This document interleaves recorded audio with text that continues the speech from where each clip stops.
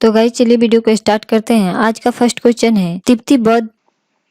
Hello guys, welcome to my tuition channel. Guys आज हम लोग इस वीडियो में बात करेंगे जीके जीएस के कुछ मोस्ट इम्पोर्टेंट करंट अफेयर्स के बारे में, जो कि सभी कम्पिटिटिव एग्जाम के लिए बहुत ही इम्पोर्टेंट है। चाहे वो एसएससी हो, सीजीएल हो, एचसीएल हो, सीपीयू हो, एमटीएस हो, जीडी रेलवे, एनटीपीसी, सभी एग्जाम के लिए बहुत ही इम्पोर्टेंट है। तो गाइज वीडियो को बिना स्किप किए हुए वीडियो को एंड तक देखिए। अगर आपको इसका पीडीएफ चाहिए तो mayatuition.com पे विजिट कर सकते हैं, उसका लिंक दे दूंगी मैं। तो चलिए वीडियो को स्टार्ट करते हैं और आज का फर्स्ट क्वेश्चन देखते हैं, जो कि सभी एग्जाम के लिए बहुत ही इम्पोर्टेंट है।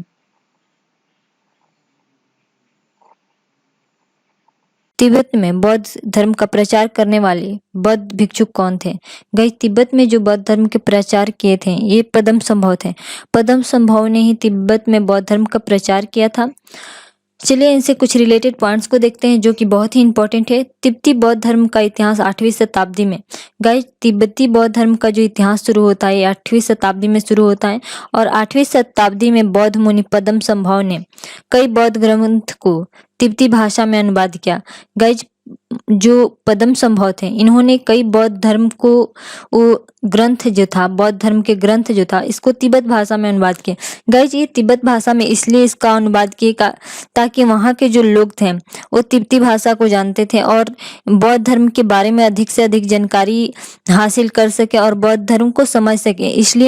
इसलिए उन्होंने कई बौद्ध ग्रंथ को तिब्बती भाषा में अनुवाद किया। तो चलिए नेक्स्ट पॉइंट को देखते हैं। नेक्स्ट पॉइंट है और तांत्रिक बौद्धिक परंपरा को स्थानीय बौद्ध धर्म में विलय कर तिब्बती बौद्ध धर्म का प्रश्रय दिया। तो गाइस पॉइंट को ध्यान में रखिएगा। चलिए नेक्स्ट क्वेश्चन देखते हैं। नेक्स्ट क्वेश्चन है खलीफा को प्रतिस्थापन पत्र मांगने और प्राप्त करने वाला प्रथम सुल्तान कौन था?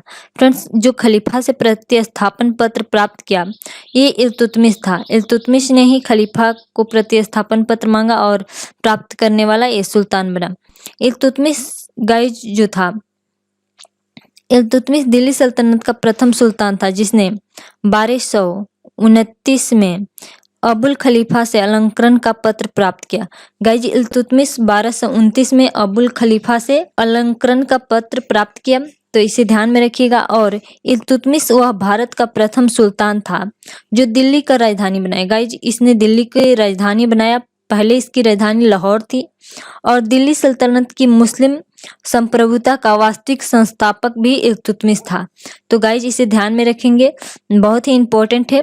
इसने कुतुबुद्दीन ऐबक के मृत्यु के बाद दिल्ली सल्तनत के जो बागडोर है इसके हाथ में आया, और ये जो कुतुबुद्दीन ऐबक थे इनके दामाद और गुलाम भी था इल्तुतमिश। तो गाइज इसे ध्यान में रखिएगा। चलिए कुछ रिलेटेड इससे पॉइंट को देखते हैं। और जो दिल्ली सल्तनत का जो काल शुरू होता है इल्तुतमिश का, ये 1211 से लेकर 1236 तक ये इल्तुतमिश दिल्ली सल्तनत पर शासन करता है। और इसके बाद से 1236 के बाद 1236 में इसकी बेटी जो थी रजिया सुल्तान, इसने 1236 से 1240 तक दिल्ली सल्तनत पर शासन करती है। तो गाइज ध्यान में रखिएगा। और रजिया सुल्तान को भारत की प्रथम महिला शासिका या मुस्लिम शासिका भी कहा जाता है, तो इसे ध्यान में रखिएगा। और ये इल्तुतमिश की बेटी थी। इस पत्र के प्राप्ति के द्वारा इसे वफादार लेफ्टिनेंट के रूप में मान्यता मिली। गाइस जब इसने अलंकरण का पत्र अबुल खलीफा से प्राप्त किया, इसके बाद इसे वफादार लेफ्टिनेंट के रूप में इसका मान्यता मिल गई। इल्तुतमिश के पुत्री के नाम रजिया सुल्तान था। गाइज बहुत बार पूछा जाता है कि इल्तुतमिश की पुत्री कौन थी, या जो रजिया सुल्तान थी ये किसकी पुत्री थी? तो ये इल्तुतमिश की पुत्री थी और ये भारत की प्रथम महिला शासिका बनी। तो गाइज ध्यान में रखिएगा। चलिए नेक्स्ट क्वेश्चन को देखते हैं। नेक्स्ट क्वेश्चन है अमेरिका की जो स्वतंत्रता थी, अमेरिकी स्वतंत्रता की घोषणा किसके सिद्धांत पर आधारित थी? तो गाइज ये नैसर्गिक के सिद्धांत पर आधारित थी। गाइज हम लोग अमेरिका से कुछ रिलेटेड पॉइंट्स को देखेंगे जो कि बहुत ही इंपॉर्टेंट है। अमेरिका की राजधानी जो है वाशिंगटन डीसी है और अमेरिका के राष्ट्रपति जो बाइडन है। गाइज अभी जो अमेरिका के राष्ट्रपति हैं ये जो बाइडन है, तो ध्यान में रखिएगा। चलिए नेक्स्ट पॉइंट को देखते हैं। नेक्स्ट पॉइंट है 4 जुलाई 2021 को संयुक्त राज्य अमेरिका की स्थापना 245वें वर्षगांठ है। ये 245 वर्ष हो गए अमेरिका के आज़ाद हुए 2021 में 4 जुलाई को, तो ध्यान में रखिएगा। चलिए नेक्स्ट पॉइंट को देखते हैं। स्वतंत्रता की घोषणा ग्रेट ब्रिटेन के 13 उपनिवेश के खुद को औपनिवेशिक शासन से स्वतंत्र घोषित करने के निर्णय की व्याख्या करने वाला बयान 4 जुलाई 1776 को अमेरिकी कांग्रेस द्वारा मंजूरी दिया गया।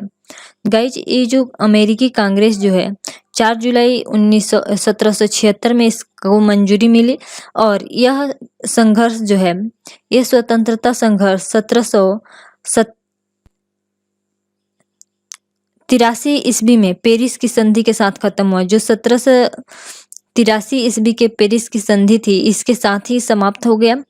अमेरिका स्वतंत्रता संग्राम के समय इंग्लैंड के राजा जो था, ये किंग जॉर्ज तृतीय था। तो गाइस ध्यान में रखिएगा कि अमेरिका स्वतंत्रता संग्राम के समय इंग्लैंड के राजा किंग जॉर्ज तृतीय था।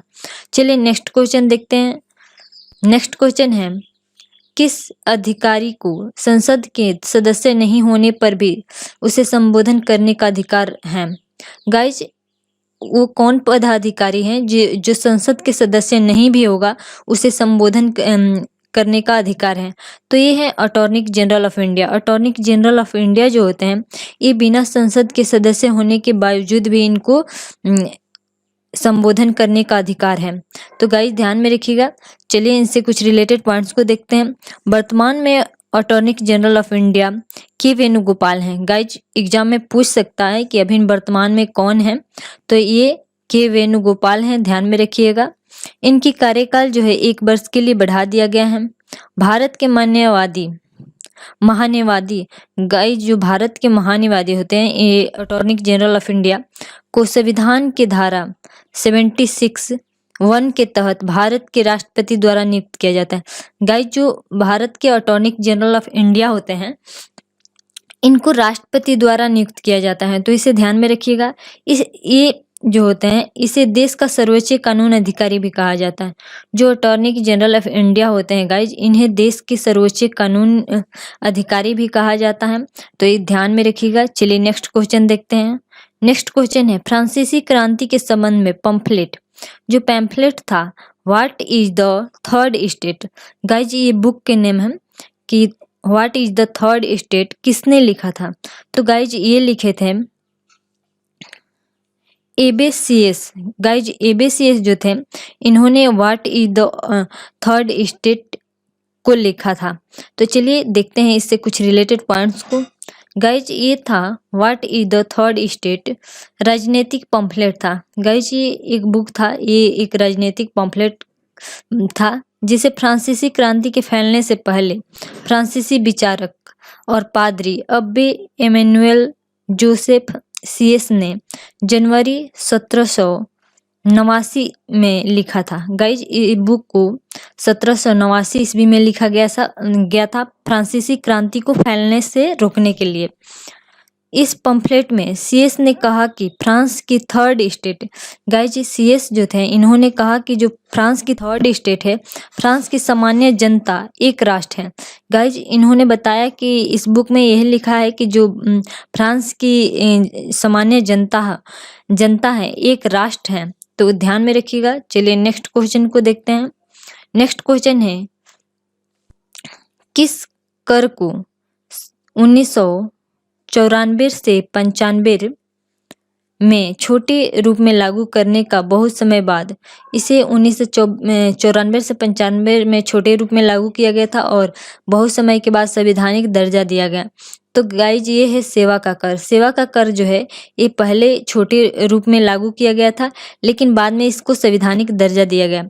तो चलिए इससे कुछ रिलेटेड पॉइंट्स को देखते हैं। केंद्रीय वित्त मंत्री डॉक्टर मनमोहन सिंह, उस समय केंद्रीय जो वित्त मंत्री थे डॉक्टर मनमोहन सिंह थे, उन्होंने 1994 से 95 के अपने बजट भाषण में सर्विस टैक्स की नई अवधारणा को शुरू की थी। गाइज जो सर्विस टैक्स था, जो सेवा की पर कर था, इसकी अवधारणा को एक नई शुरुआत की थी।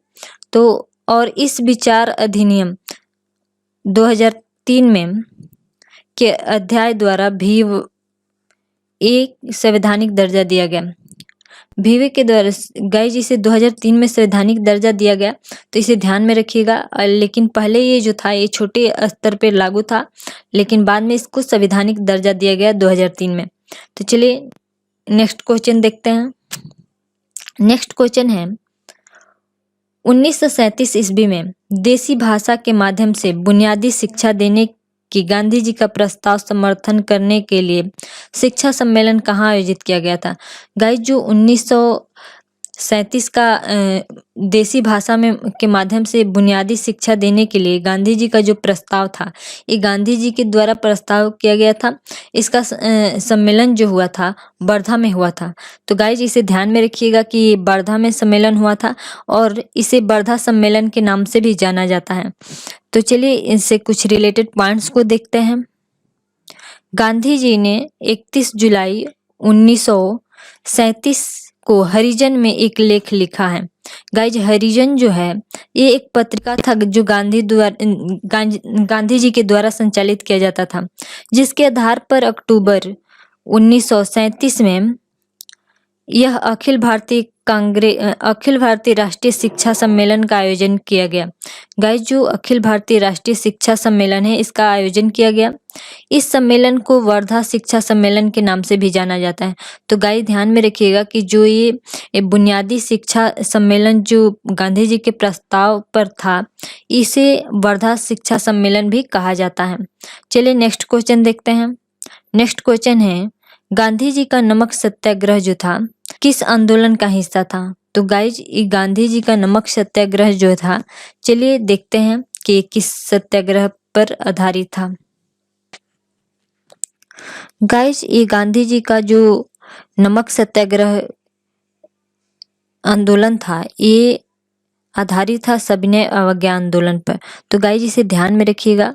तो चलिए इससे कुछ रिलेटेड पॉइंट्स को देखते हैं। दांडी मार्च को नमक मार्च या दांडी सत्याग्रह के रूप में भी जाना जाता है। गाइज जो दांडी यात्रा थी, इसमें गांधी जी 78 अपने सहयोगियों के साथ साबरमती आश्रम से दांडी यात्रा की थी। तो चलिए नेक्स्ट पॉइंट को देखते हैं। 1930 में अंग्रेज सरकार ने जब नमक पर कर लगा दिया तो महात्मा गांधी ने इस कानून के खिलाफ आंदोलन छेड़ दिया था। गाइज उस समय जो अंग्रेजी सरकार थी इसने नमक पे कर लगा दिया था, जिसके कारण गांधी जी ने नमक कानून तोड़ने के लिए दांडी की यात्रा की थी। ये ऐतिहासिक सत्याग्रह गांधी समेत 78 लोगों के द्वारा अहमदाबाद साबरमती आश्रम से समुद्री तट गांव दांडी तक पैदल यात्रा 390 किलोमीटर की दूरी तय की गई थी। गाइज जब उन्होंने 78 लोगों के साथ तो अहमदाबाद के साबरमती आश्रम से चले थे, लेकिन हजारों लोग उनके साथ शामिल हो गए दांडी पहुंचने तक। चलिए नेक्स्ट क्वेश्चन देखते हैं। नेक्स्ट क्वेश्चन है आवश्यकता की मांग कैसे होती है। गाइज जो आवश्यकता की मांग है ये आलोचनीय है। आवश्यकताओं की मांग आलोचनीय है, तो इसे ध्यान में रखिएगा। चलिए नेक्स्ट क्वेश्चन को देखते हैं। लोचहीन मांग का अर्थ यह है। गाइज आलोचनीय के मतलब लोचहीन मांग के अर्थ है मूल्य परिवर्तन से मात्रा की मांगों में ज्यादा बदलाव नहीं होगा। जो वस्तु जितने ही आवश्यक होती हैं उसकी लोच उतनी ही कम होती है, क्योंकि उसकी कीमत कुछ भी हो लोग उसे खरीदेंगे। नेक्स्ट क्वेश्चन है पशुओं में हीमोग्लोबिन के सदृश पौधों में कौन सा अंग होता है। तो इसे ये है क्लोरोफिल। क्लोरोफिल के कारण ही जो पौधे का रंग होता है गाइज ये हरा होता है। तो चलिए इससे कुछ रिलेटेड पॉइंट्स को देखते हैं। नेक्स्ट क्वेश्चन को देखते हैं। नेक्स्ट क्वेश्चन है किसकी मौजूदगी के कारण शरीर के भीतर रक्त जमा नहीं होता है। गाइज जब हेपरिन होता है बॉडी में तो इसके कारण रक्त जमा नहीं होता है। गाइज हेपरिन एक मेडिसिन है, तो गाइज इसे ध्यान में रखिएगा। लेकिन हीमोफीलिया जो है, हीमोफीलिया एक आनुवांशिक रोग है। जब किसी व्यक्ति को हीमोफीलिया हो जाता है तो उसके अंदर जो है मान लीजिए उसे कहीं पर कट गया तो वहां से ब्लड जल्दी बंद नहीं होता है, क्योंकि उसे हीमोफीलिया रोग है। ये एक आनुवांशिक रोग भी है और ये बहुत खतरनाक भी साबित हो सकता है जब किसी को ज़्यादा चोट आ जाए और ब्लड बंद ना हो तो, जिसमें शरीर के बाहर बहता हुआ रक्त जमा नहीं होता है। इसके कारण चोट या दुर्घटना में यह जानलेवा साबित हो सकता है, क्योंकि रक्त का बहना जल्दी बंद नहीं होता है। इस रोग का कारण एक रक्त प्रोटीन का कमी होता है। गाइज ये रोग जो है ये एक रक्त प्रोटीन के कारण होता है, तो इसे ध्यान में रखिएगा, जिसका नाम क्लोटिंग फैक्टर कहा जाता है। ये जो प्रोटीन का नाम है क्लोटिंग फैक्टर, जब बॉडी में नहीं होगा तो ये आपको हीमोफीलिया हो जाएगा। जो हीमोफीलिया के कारण ही ब्लड जो होता है ये नहीं रुकता है, तो इसे ध्यान में रखिएगा। चलिए नेक्स्ट क्वेश्चन देखते हैं। नेक्स्ट क्वेश्चन है, पृथ्वी की सतह से दूर वातावरण पर क्या कहते हैं? जो दूर वातावरण परत जो है गाइज, इसे क्या कहते हैं? तो ये है बाहरी मंडल। गाइज पृथ्वी की सतह से सबसे दूर जो है ये बाहरी मंडल है, तो इसे ध्यान में रखिएगा। वायुमंडल के निचले भाग भोक्षमंडल कहलाता है। जो गाइज वायुमंडल का निचला भाग सबसे होता है उसे भोक्षमंडल कहते हैं, और उसके ऊपर के भाग को समतापमंडल कहते हैं। जो बीच में होता है उसे समतापमंडल कहते हैं, उसके ऊपर के भाग को मध्यमंडल कहते हैं। और ये 4 मंडल है, तो ध्यान में रखिएगा। और भोक्षमंडल सप्ताप मंडल के बीच में के भाग को शांत मंडल और समताप मंडल और मध्य मंडल के बीच के भाग को एस्ट्रोटॉपीज कहते हैं, तो ध्यान में रखिएगा। चलिए नेक्स्ट क्वेश्चन देखते हैं। नेक्स्ट क्वेश्चन है, दक्षिण अमेरिका के शीतोष्ण चरागाह घास स्थल को क्या कहा जाता है? गाइज मैं पहले भी वीडियो में इससे बात की हूँ, तो इसे पंपास कहा जाता है। जो दक्षिण अमेरिका के घास का मैदान है उसे पंपास कहा जाता है, तो गाइज इसे ध्यान में रखिएगा। चलिए इससे कुछ नेक्स्ट क्वेश्चन को देखते हैं, इससे कुछ रिलेटेड पॉइंट्स को देखेंगे।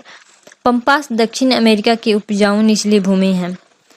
जो प्रेरियर पृथ्वी के शीतोष्ण क्षेत्र में स्थित विशाल घास के मैदान को कहा जाता है। ऐसे घास के मैदान को उत्तरी अमेरिका में प्रेरी, यूरेशिया में अस्तपी, दक्षिण अमेरिका में पंपास और दक्षिण अफ्रीका में वर्ल्ड कहा जाता है, तो इसे ध्यान में रखिएगा।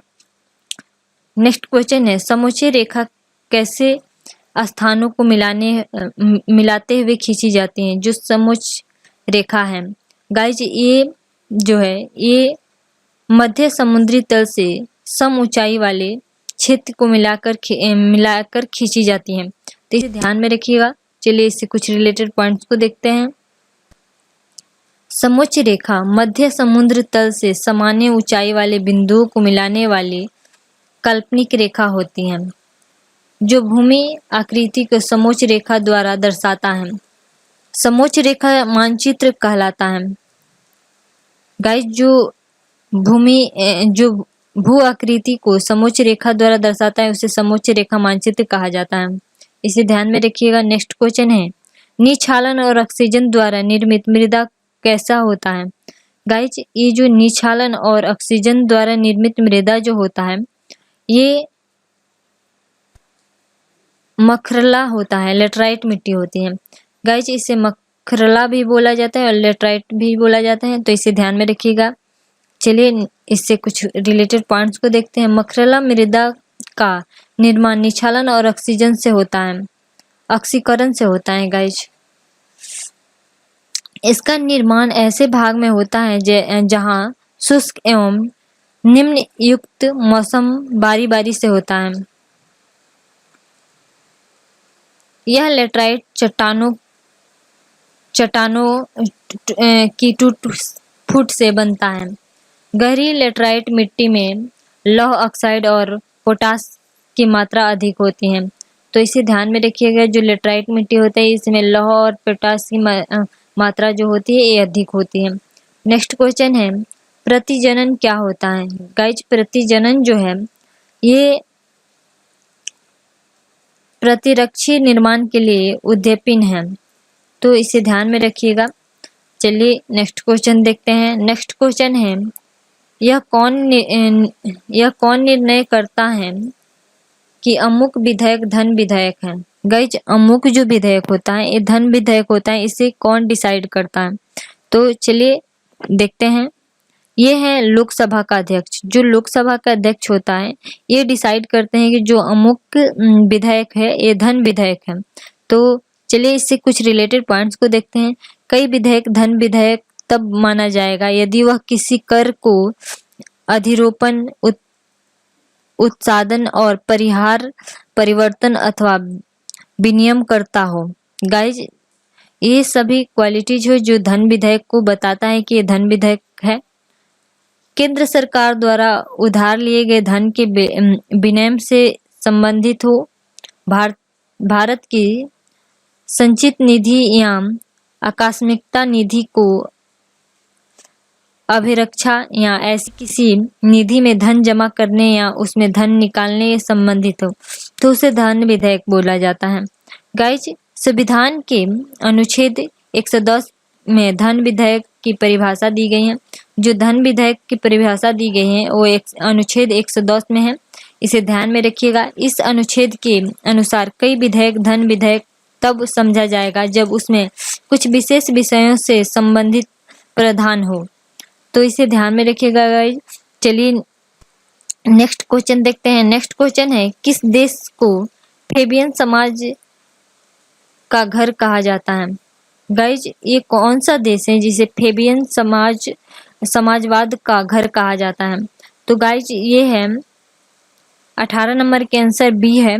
बी में इंग्लैंड जो है, इंग्लैंड को फेबियन समाज का जो फेबियन समाजवाद है इसका घर कहा जाता है।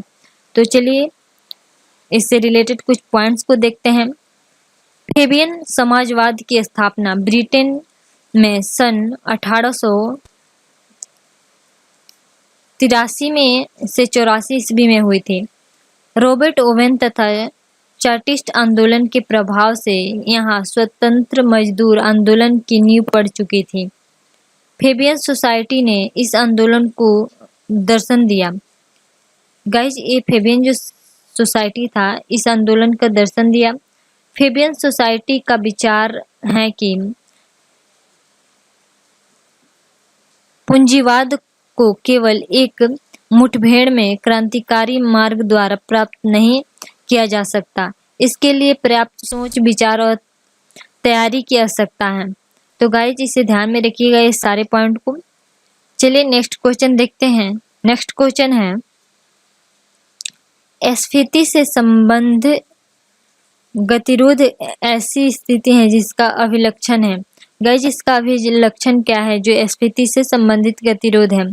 तो गाइज इसका अभिलक्षण है मुद्रास्फीति और बेरोजगारी बढ़ाना। तो इसे ध्यान में रखिएगा।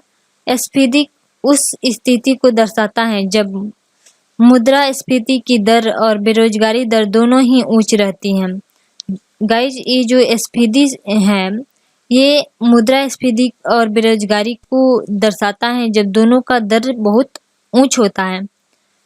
यह किसी देश के लिए आर्थिक रूप से एक मुश्किल स्थिति है, तो इसे ध्यान में रखिएगा। चलिए नेक्स्ट क्वेश्चन देखते हैं। नेक्स्ट क्वेश्चन है, जीएनपी और एनएनपी के बीच अंतर किसके बराबर है? गाइस जो जीएनपी है और एनएनपी है इसके बीच का अंतर पूछा जा रहा है। तो गाइस ये है मूल्य ह्रास या पूंजी ह्रास। तो गाइस इसे ध्यान में रखिएगा, ये दोनों क्या दर्शाता है? तो ये मूल्य ह्रास को दर्शाता है। चलिए इससे कुछ रिलेटेड पॉइंट्स को देखते हैं जो कि बहुत इंपॉर्टेंट है और इसके द्वारा हम लोग इसे समझ सकते हैं। एक वर्ष के दौरान तैयार सभी उत्पादों और सेवाओं को सम्मिलित बाजार मूल्य। गाइस जब एक साल में के दौरान सभी उत्पाद जो होता है और उसकी सेवा सम्मिलित बाजार का मूल्य जो होता है स्थानीय नागरिक द्वारा विदेशों में किए गए निवेश को जोड़ को विदेशी नागरिक द्वारा स्थानीय बाजार में अर्जित लाभ में घटा से प्राप्त रकम को सकल राष्ट्रीय उत्पाद जीएनपी कहा जाता है।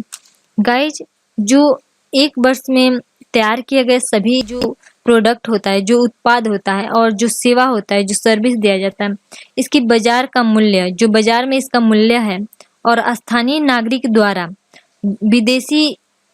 विदेशों में किए गए निवेश, जो स्थानीय नागरिक हैं इनके द्वारा विदेश में निवेश किए गए और जो विदेश के नागरिक हैं द्वारा स्थानीय बाजार में अर्जित लाभ, जो विदेश के नागरिक हैं जो स्थानीय बाजार में किसी भी देश के स्थानीय बाजार में वो लाभ कमाए हैं, उससे प्राप्त रकम को सकल राष्ट्रीय उत्पाद कहा जाता है, जीएनपी कहा जाता है। तो इसे ध्यान में रखिएगा।